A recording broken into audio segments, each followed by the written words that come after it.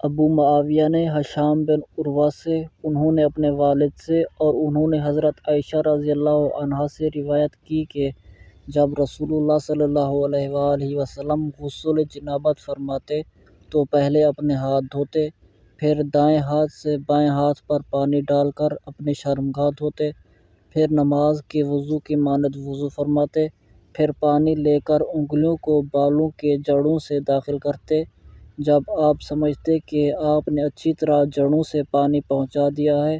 تو اپنے سر پر دونوں ہاتھوں سے 3 چلو ڈالتے، پھر سارے جسم پر پانی ڈالتے اور جسم دھوتے، پھر آخر میں اپنے دونوں پاؤں دھو لیتے۔ صحیح مسلم حدیث نمبر 718۔ قاسم بن محمد بن ابی بکر نے حضرت عائشہ رضی اللہ عنہا سے روایت کی کہا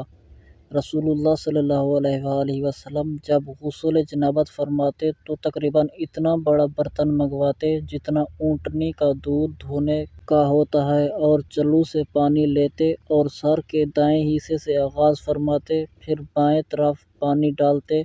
پھر دونوں ہاتھوں کا لب بنا کر اس سے پانی لیتے اور ان سے سر پر پانی ڈالتے۔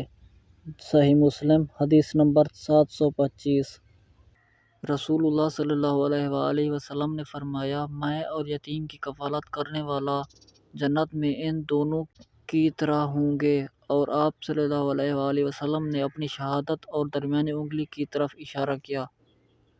جامع ترمذی حدیث نمبر 1918۔